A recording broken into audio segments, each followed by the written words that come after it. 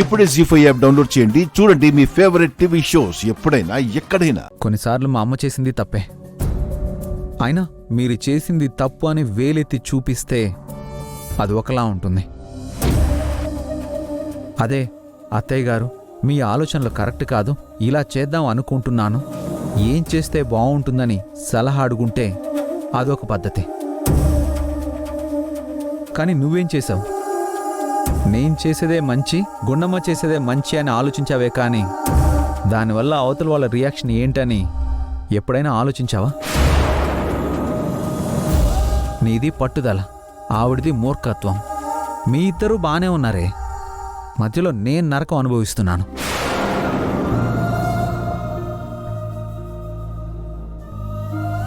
ఈ పెళ్లి నాకు ఇష్టం లేదని గట్టిగా అరవాలనుంది, కానీ ఆ అవకాశం కూడా లేకుండా పోయింది. దానికి కారణం కూడా నువ్వే. నువ్వెక్కడ ఈ పెళ్లి ఆపేస్తావన్న భయంతో ఆవిడ ముందే నా దగ్గర మాట తీసేసుకుంది.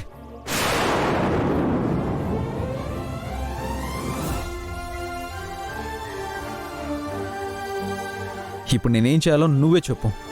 ఈ పెళ్లి చేసుకోను అని చెప్పి మా అమ్మకిచ్చిన మాట తప్పాలా? ఆవిడ్ని బాధ పెట్టాలా? లేక ఈ పెళ్లి చేసుకొని జీవితాంతం నరకం అనుభవించాలా? చెప్పు చెప్పు, ఏం చేయమంటావు?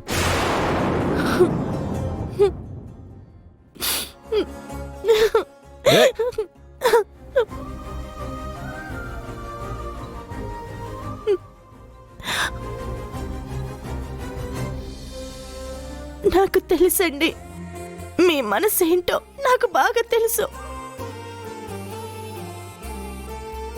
ఈ పెళ్లి ఇష్టం లేదని అంటున్నారంటే, ఈ పెళ్లి చేసుకునే జీవితాంతం నరకం అనుభవించాలంటున్నారంటే నేనంటే ఇష్టమనే కదా. నాకు తెలుసు. ఇంతకాలానికి ఇప్పుడు మీ మనసులో మాట బయట పెట్టారు. థ్యాంక్స్ అండి. ఇదే, ఇలా ప్రతిదాన్ని నీకు అనుకూలంగా అనుకోవడమే తప్ప ఎదుటి వాళ్ళు ఏ ఉద్దేశంతో అంటున్నారో అర్థం చేసుకోలేవు. అదే నీతో వచ్చిన పెద్ద ప్రాబ్లం. అంటే రెండో పెళ్లి వద్దు అన్నానంటే మొదటి పెళ్లికి విలువిస్తున్నాను అని కాదు. శ్వేత నచ్చట్లేదంటే అంత మాత్రాన నువ్వంటే ప్రేమ ఉన్నట్టు కాదు.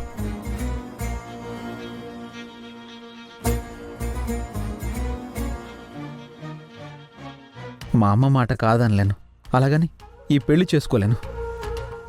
నీకెలా చెప్తే అర్థమవుతుందో నాకు తెలియట్లేదు.